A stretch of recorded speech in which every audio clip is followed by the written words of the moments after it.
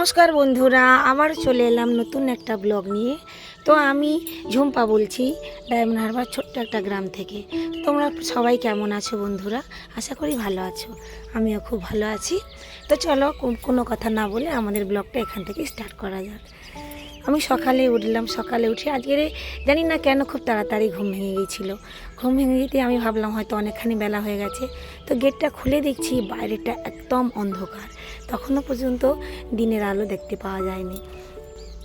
বাইরের গেটটা খুলে দেখি এখনও পর্যন্ত ঠিক মতো কিছু দেখাই যাচ্ছে না। তো আমি ওই জন্য ভাবলাম এই জিনিসটা আপনাদের সঙ্গেও শেয়ার করি, ঠিক আছে? তো আমার ঘরের উঠানটা বেশি অন্ধকার লাগছে। তো আমি যখন বালতিটা নিয়ে ঘাটে গেলাম তখন দেখছি ওইদিকে গাছপালা খুব কম আছে, তো ওইখানে বেশ দিনের আলো আরও বেশি পরিষ্কার লাগছে। তো আমার খুব ভালো লাগছিল দেখে, তাই আমি ভাবলাম ওই দিকে দৃশ্যটা আপনাদের সঙ্গেও শেয়ার করি।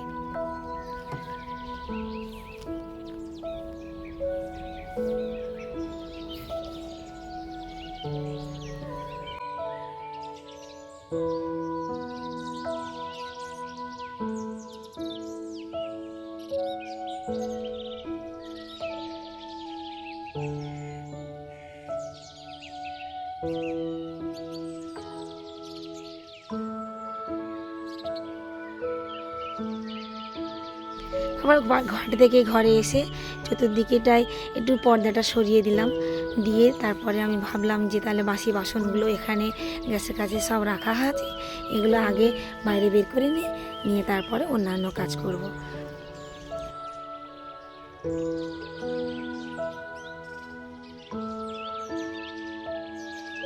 তো বাইরে বের করে রেখে দিয়ে ভাবলাম ঘাটে তো জল আনতে যেতে হবে, ছোড়া ফেলতে হবে। তো আবার আমি ঘাটে গেলাম, ঘাটে গিয়ে জল নিয়ে আসলাম। জল নিয়ে এসে চতুর্দিকে ছড়া দিলাম জলটা ছড়া দিয়ে এবার ভাবলাম গ্যাসটা মুছে নিই। গ্যাসটা মুছে নিয়ে বাসনটা বাইরে বের করে রেখে দিয়ে ঘর দাওয়া ঝাড় দেবো, তারপরে অন্যান্য কাজ করব। তো ঘরে আগেই জলটা ছড়া দিলে বা ঘরে ঝাড়ু লাগিয়ে দিলে আগে ঠাকুমারা বলতো ঘর নাকি শুদ্ধ হয়ে যায়, তারপরে বেলাতেও একটু নাতা দিলে চলে। তো ওই জন্য ভাবলাম ঘরে জলটা ছড়া দিয়ে দিলাম, দিয়ে তারপরে বাসনগুলো বাইরে বের করে দিয়ে এসে গ্যাসটা মুছবো। গ্যাসটা মুছে তারপরে বাসন মাজতে ঘাটে যাব। তো ওই জন্য আমি কি করলাম, বাইরে বের করে রেখে দিয়ে এসে গ্যাসের উনানগুলো নিচে নামিয়ে নিলাম। আর এই উনানগুলো বন্ধুরা এতটাই ভারী, ওর বাবা বানিয়ে নিয়ে এসেছিলো গ্রিলের দোকান থেকে, তো ওগুলো ঘাটে নিয়ে গেলে কি কষ্ট হয়। যার জন্য আমি কি করি, অন্য বিশেষ কিছু রান্না যখন হয় তখন ঘাটে নিয়ে যেতেই হয়, কারণ তেল মশলা বেশি থাকে। তো বিশেষ কিছু রান্না ছিল না, একটু তেল মশলা লেগেছিল না, ওই জন্য আমি গামলায় জল দিয়ে এখানেই ধুয়ে নিলাম। তারপরে আমার যে গ্যাসের সামনেটায় ওইখানটা একটু বড় করে পলিথিন লাগানো ছিল, কেন না সবজি টবজি কাটতে গেলে ওখানে জল টল পড়ে। তো ওইখানটা আমি কি করলাম, একটা বড় মতো পলিথিন পাতা ছিল। তো পলিথিনটা আমাদের একটা বিড়াল ছানা আছে আমাদের ভূতিরানি, তো ওর ছানাগুলো প্রায় সময় পলিথিনটাকে শুধু ফুটো করে দেয় বা ইঁদুরে মাটি গর্ত করে দেয়। তো ওই জন্য আমি কি করেছি, এটা পলিথিনটা ছোট হয়ে গেছে। তো দেখো এই যে পুচকুসোনাটা আর একটা বাচ্চা হয়েছে ওর। তো এরা আমার বাড়িতেই থাকে সবসময়, আমার ঘরে। তো আমি আগেই পলিথিনটা মুছে নিলাম, নিয়ে তারপরে নাতাটা দেব।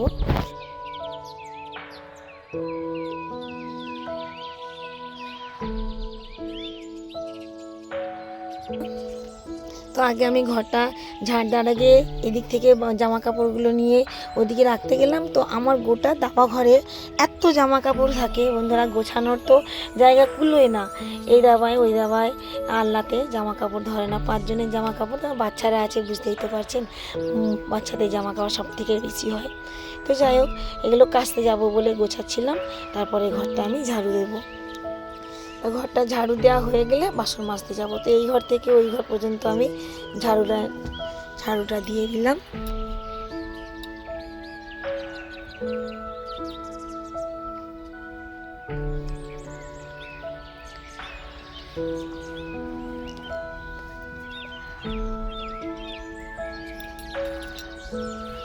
তো এদিকের ঘর থেকে ঝাড় দেওয়া হয়ে গেলে দাবাটা ঝাড় দিয়ে নেবো। তো ওই দিনে আমি যে আরেকটা ব্লগ ছেড়েছিলাম ওইখানের মধ্যে আমার দাবার মধ্যে আলনাটা ছিল। ওই দিনে ওর বাবা বাড়িতে আসতে আমি বললাম যে তুমি আলনাটা যেখানে ছিল সেখানে করে দাও, তাহলে দাবা থেকে যেতে আসতে খুব অসুবিধা হচ্ছে। তো ওর বাবা কী করলো, ওই দিন রাত্রিরে তাহলে এটাকে নিয়ে এইদিকে আবার যেখানে জিনিস সেখানে করে দিল। তাতে দাবাটা আমার একটু বড় হলো, যেহেতু আমার মেয়ের একটা স্কুল থেকে সাইকেল পেয়েছিল, ওইটা থাকে, ওর বাবার একটা সাইকেল থাকে। তো এইদিকে আমি ঝাড়পাট দিয়ে এসে, এটা আমার পেছন দিকের গেট, এই দিকে ঝাড়টা দিয়ে দেব। দাবাই থেকে ঝাড় দিলে এ দিয়ে ফেললে এর নিচে এই নোংরাগুলো পড়ে, তো যার জন্য এই দিকটা আমি ঝাড়ু লাগিয়ে নিচ্ছি। ঝাড়ু দেওয়া হয়ে গেলে আমি পরের যে নাতাটা দিয়ে নেব।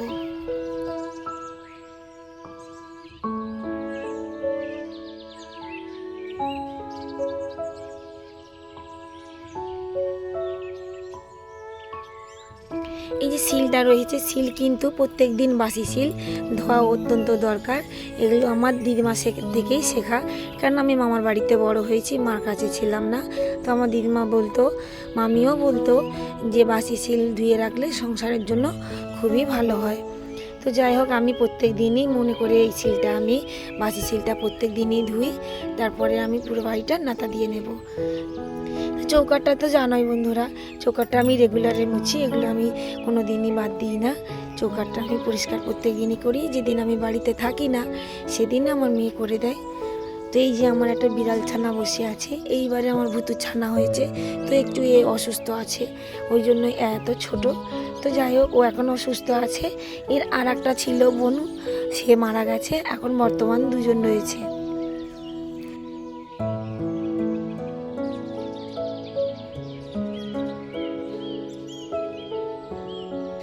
পুরো বাড়িটা আমি নাতা দিয়ে নিলাম, নাতা দিয়ে বাসন নিয়ে আমি ঘাটে যাব। আর এই জায়গাটায় আমি ওই দিনে এই তক্তার নিচটা পরিষ্কার করছিলাম, প্রচুর ইঁদুরের মাটি ঢেলেছিল। তো সেখান থেকে এখানে যে গর্তগুলো করেছিল এত বড় বড়, ওইখানে আমি কিছুটা মাটি দিয়ে দিয়েছি, নিয়ে তার মধ্যেই জলটা ছড়া দিয়ে দিলাম, দিয়ে নাতা দিয়ে আমি ঘাটে যাব বাসন নিয়ে।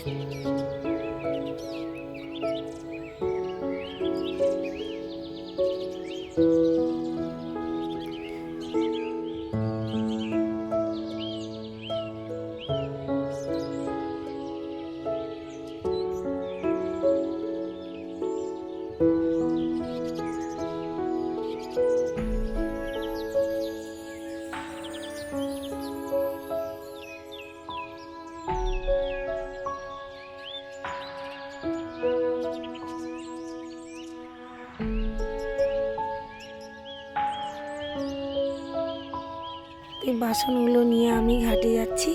তো বাসনগুলো যখন নিয়ে যাচ্ছি ঘাটে, তো এখানটায় আমার পেয়ারা গাছ আছে, এখানটায় বা একটা কামরাঙা গাছ আছে, সেখানটায় বাসনগুলো বের করে রেখেছিলাম।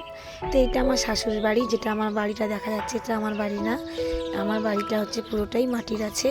তো আমি বাসনগুলো নিয়ে ঘাটে চলে যাচ্ছি। বর্ষার সময় খুবই কষ্ট হয়, কেন এত দূর যখনই বৃষ্টিটা থামে সেই টাইমটা যেতে হয়, না হলে ভিজে যাবে। তো আমার ঘাটে গিয়ে আমি বাসনগুলো মেজে নিয়ে চলে এলাম, মানে এখানটা ঘাটটা অনেকটা দূর, তো যেতে আসতে তো সময় তো লাগেই বন্ধুরা, বুঝতেই পারছো। যাই হোক, তো এই ঘাটে প্রচুর, এখানটায় এককালীন বলতো আমার দাদা শ্বশুরা, তো আমার দাদা শ্বশুরা আমরা আসার আগেই মারা গিয়েছিল, তো ছিল না। তো আরও দিদারা রয়েছে, ওনারা বলতো যে এই যে বড় পুকুরটা আছে আমার, যেটাই ঘাটছড়ি, এটাই নাকি কোনো এককালীন পদ্ম ফুল চাষ হতো। তো যাই হোক, পুকুরটা অনেকটাই বড়, আমাদের জলের কোনো কষ্ট হয় না, ধোয়া মাজা তো ভালো লাগে পুকুরটায়। কিন্তু গরমের সময় জলটা অত্যন্ত গরম হয়ে যায়, তখন কলের জলেই স্নান করতে হয়। তো বাসনটা মেজে নিয়ে এসে রেখে দিয়ে আমি চা বসিয়ে দিলাম, ওর বাবা কাজে যাবে, এখন বাজে 7টা। চা বসিয়ে দিলাম, চাটা হয়ে গেলে ও বাবাকে ছেড়ে দিয়ে আমি তারপরে কাচাকুচি করতে যাব, কাচাকুচি করে এসে তারপরে রান্না বসাবো। তো চাটা দিয়ে দিলাম, চাটা হয়ে গেছে, এবার ওর বাবা খেয়ে নেবে, নিয়ে 7টা 10-15 নাগাদ ওর বাবা বেরিয়ে চলে যায়।